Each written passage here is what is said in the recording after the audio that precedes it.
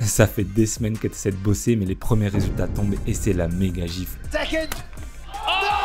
C'est hyper douloureux parce que tu as l'impression que tes efforts ne payent pas alors que tu sacrifies beaucoup. Donc ta frustration monte, mélangée à de la honte en te disant que tu es bon à rien. Tu as un retard monstrueux qui pèse sur ton moral et tu es à deux doigts de lâcher. Tu as abandonné le sport, les amis, la famille pour gagner du temps sans pour autant gagner en productivité. Alors comme beaucoup, tu rêves de t'enfermer dans une pièce, trouver ta méthode de travail, charbonner pendant quelques semaines et revenir en héros pour tout éclater avec le plus gros comeback de tes études. Comme cette étudiante que j'ai aidé à passer de 6 à 18,5 en moins d'un mois. J'ai vécu sa remontada en l'accompagnant, mais j'ai aussi vu des dizaines d'autres. Et s'il y a une première leçon à tirer, c'est que tes notes ne te définissent pas personnellement. C'est pas parce que tu as des résultats catastrophiques que tu es une catastrophe. Il faut donc te détacher émotionnellement pour mettre en place un plan d'action à froid. Parce que c'est pas toi, mais ta méthode qui est débile. Alors il suffit de changer de méthode pour changer de résultat. C'est pour ça que je vais te donner le plan d'action concret, efficace à appliquer dès aujourd'hui pour faire le giga comeback de héros dont tu rêves tant. Et pour faire ta légende, tu dois commencer par buter les 4 problèmes monstrueux qui plombent tes études. Et en bonus, à la fin de la vidéo,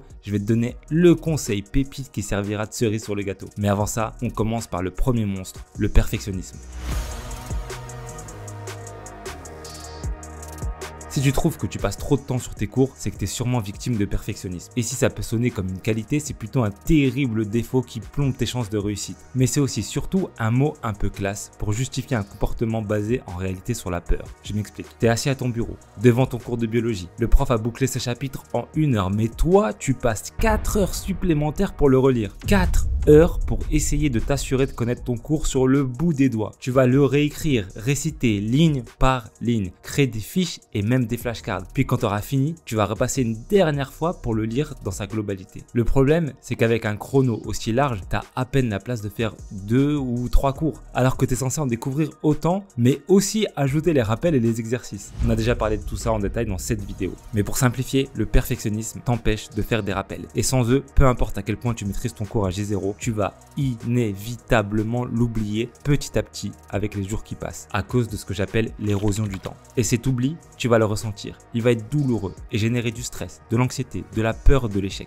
Mais c'est là que le perfectionnisme devient destructeur. Parce que pour lutter contre cette peur, tu vas te réfugier dans encore plus de perfection. C'est pas 4 heures, mais 5 ou 6 pour un seul foutu cours. Tout simplement parce que c'est plus facile. Te rajouter de la relecture, ça demande moins d'efforts que d'affronter le vrai problème. C'est plus simple de faire plus de perfectionnisme que de comprendre que c'est lui le souci. Alors comment faire ? C'est simple, on inverse la courbe. Au lieu de vouloir connaître ton cours sur le bout des doigts aujourd'hui, puis l'oublier misérablement à la fin du semestre, tu vas plutôt faire en sorte de le maîtriser grossièrement au début, puis progressivement à la fin du semestre. Et on commence par une limite de temps. Dis-toi que les découvertes de cours ne doivent pas prendre plus de 20 à 40% de ton temps de travail quotidien, parce que ce sont les rappels qui sont au centre de ta mémorisation. Ça veut dire que tu dois accepter de ne pas mémoriser ton cours dès J0. Tu dois être en capacité de l'expliquer à un enfant ou au mec débile de ta promo. Et c'est tout.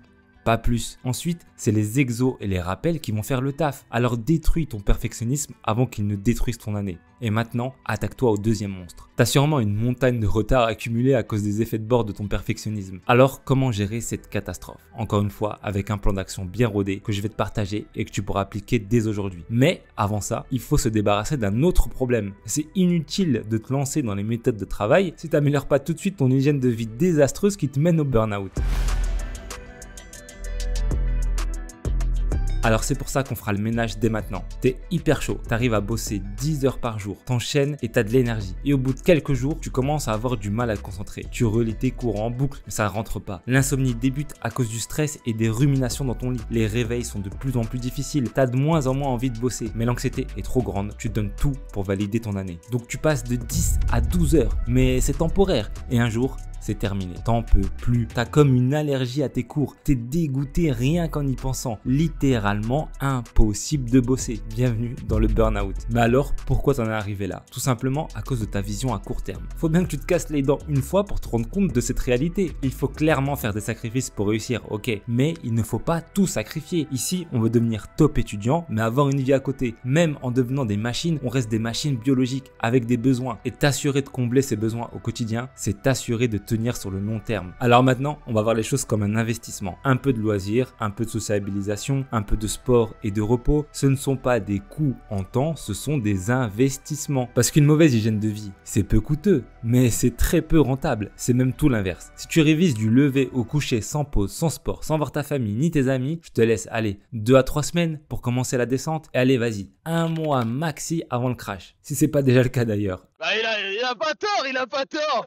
Il a pas tort. C'est qu'il a pas tort. Alors comment faire? Ça commence par l'heure de lever. En fonction de ton chronotype, tu choisis une heure de réveil stable. Arrête les conneries de te réveiller à 5 h du mat si c'est pas fait pour toi. Par exemple, 7 h du mat. À partir de là, tu détermines ton heure de coucher au minimum 8 heures avant, donc 23 h. Maintenant, il te faut une heure de fin de travail. Si tu dors à 23 h, ça veut pas dire que tu dois bosser jusqu'à 23 h. Imagine que tu cours un marathon pendant 8 heures et sur la ligne d'arrivée, il y a un matelas sur lequel tu dois dormir dès la fin de la course. Tu penses bien que c'est compliqué. Tu as besoin de descendre en pression. Il te faut un sas de décompression. Et ben, c'est la même chose avec tes cours. Il te faut au minimum une heure totalement off et souvent plus entre l'heure du coucher et l'heure de la fin de travail. Allez, on va mettre 21 h 30. Tu sais que quoi qu'il arrive, à 21 h 30, tu ne peux plus travailler. Tu as un temps de loisir garanti. Certains de mes élèves regardent un épisode de série, passent du temps en famille, lisent ou font des activités manuelles, genre peindre. C'est en fonction de toi et de ce qui te détend. La seule règle, c'est de quand même limiter les écrans avant de dormir. Et maintenant, tu places le sport. Et ça aussi, je te vois venir, hein. C'est au minimum 3 fois par semaine. Alors quand mettre ton sport? Quel jour et à quelle heure? Bah, commence par l'observation. Demande-toi à quel moment de la journée tu es le moins productif. Moi, c'est genre entre 14 h et 15 h. Alors, c'est à ce moment-là que je place mes séances. C'est un moyen de réduire le coût de l'activité tout en conservant ses bénéfices. Maintenant, tu as un bel équilibre au quotidien avec un temps pour le travail et un pour le repos. Et tu peux voir ma vidéo sur la gestion du temps pour optimiser encore plus ton efficacité. Mais même avec du sport régulier et des loisirs, tu peux quand même craquer. Alors, pour devenir un monstre de régularité, il reste une dernière étape à valider, celle des jours off. Et je te vois venir là, tu commences à te dire que t'en as pas besoin. Ouais, genre moi je suis une grosse machine. Mais c'est essentiel, t'as besoin de ne rien faire certaines journées pour faire un sorte de reset mental, tu vois. C'est une journée pendant laquelle tu ne t'approches pas d'un seul cours. Tu sors, tu vis, tu kiffes.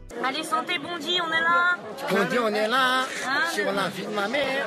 Eh, tu fais quoi avec tes jeux, mon frère? Tu fous ma gueule. Et la fréquence de ces journées dépend de toi et de ta résilience. Perso, c'était une toutes les 4 semaines. Mais pour certains, c'est 6, d'autres moins. J'ai même un de mes élèves qui fait du off toutes les semaines parce que c'est possible et adapté à son planning personnel qu'on a étudié ensemble. Alors prends une feuille, un stylo et pose tout par écrit. Lance-toi. Apprends à t'écouter, voir tes signes de fatigue et mets en place mes conseils. Pas parce que c'est les miens, mais parce que ça fonctionne. Parce qu'un élève régulier ira toujours plus loin et avec une meilleure qualité de vie qu'un élève qui alterne entre des phases d'ultra productivité et des phases de burn-out. Une fois que tout est bon, tu peux enfin t'attaquer à la gestion du retard.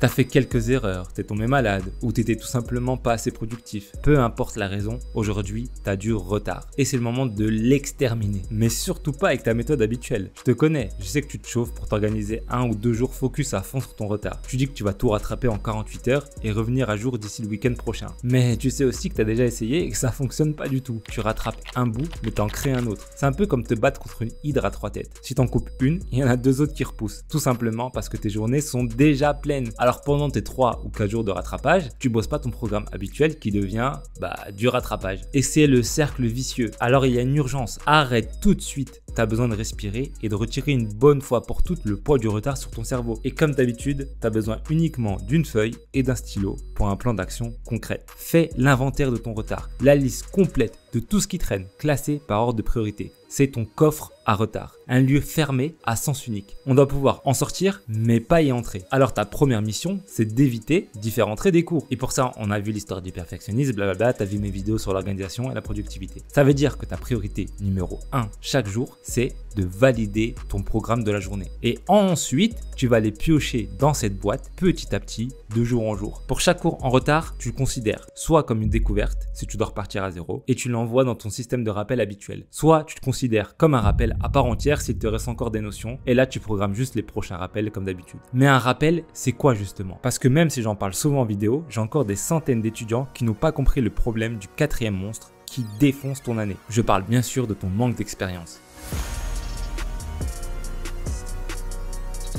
La meilleure manière d'ancrer une information dans ta mémoire en tant qu'étudiant, c'est la mettre en application. Tu dois gagner en expérience. Tu ne peux pas passer le permis uniquement en connaissant ton code de la route. Et t'as beau lire des livres sur la musculation, t'es bien obligé de soulever des poids pour progresser. C'est pareil dans tes études. Tu peux pas arriver en examen en ayant uniquement essayé de mémoriser tes cours. Mais le problème, c'est que tu as encore une mauvaise vision des exercices. Tu les vois comme une manière de vérifier si tu connais ton cours, alors que c'est une manière de l'apprendre. C'est pour ça que tu les repousses tout le temps. Tu as peur d'avoir une mauvaise note, comme si c'était l'examen, parce que tu te dis que tu aurais révisé pour rien. Alors tu préfères le repousser au maximum, une fois que tu auras estimé connaître ton cours. Mais tu peux pas estimer connaître ton cours sans faire des exercices. Bref, encore un cercle vicieux. Mais celui-ci est plutôt simple. Il suffit de s'entraîner systématiquement sans avoir le choix. Supprime le choix de tes journées. Et pour t'assurer de t'entraîner assez, je te conseille de faire une session d'entraînement pour chaque rappel de cours. Si tu dois revoir le chapitre 3 de maths, tu fais aussi des exercices du chapitre 3 de maths. Et si on reprend ta journée, tu as 20 à 40% de découvertes et le reste, c'est des rappels et des exercices. Et pendant ces rappels, tu dois chercher l'erreur. Tu dois aimer te tromper parce que c'est la meilleure manière d'apprendre. Dis-toi que si tu tombes dans tous les pièges possibles et imaginables chez toi, tu es immunisé pour le jour du concours. Bon, en t'attaquant à ces 4 gros problèmes, tu peux faire la remontada légendaire dont tu rêves tant. Et ça va te demander un certain niveau d'effort en fonction du retard que tu as déjà. Mais surtout, ça va te demander de l'humilité et de la remise en question. Je sais que c'est pas facile de lâcher sa méthode, même quand elle apporte de mauvais résultats. Parce que là, tu sais qu'elle apporte de mauvais résultats, alors que la suivante, tu sais pas ce qu'elle va t'apporter. Mais tu vas observer les premiers effets assez rapidement, et c'est en lien avec le dernier conseil pépite de cette vidéo. Mais attends, avant ça, je te rappelle que si tu veux devenir top étudiant, sauver ton année, tout en ayant une vie agréable à côté, tu peux cliquer sur le lien en description et rejoindre mon accompagnement, comme les dizaines d'étudiants que j'ai déjà boostés. Tu pourras rejoindre une communauté d'élite avec des étudiants ultra déterminés, avoir un suivi au quotidien par moi-même pour t'assurer d'être meilleur chaque jour et des surprises qui changeront ta vie d'étudiant. Alors clique sur le lien en description et je te laisse avec mon dernier conseil. N'attends pas d'avoir confiance en toi pour réussir. Tu te fais avoir par les mythes sur la motivation et les boosts de mentalité. On n'est pas sur TikTok ici. La réalité, c'est que le kiff et la confiance viennent avec la maîtrise. Tu dois forcément te lancer avec des doutes et des peurs. Mais c'est avec l'évolution et les premiers résultats que tu commenceras à prendre confiance en toi. C'est en maîtrisant tes premiers cours que tu vas kiffer les subtilités et la difficulté. Tu vas entrer dans une sensation de flow où tout devient agréable et intéressant. Alors arrête de te poser des questions, applique les conseils et fonce.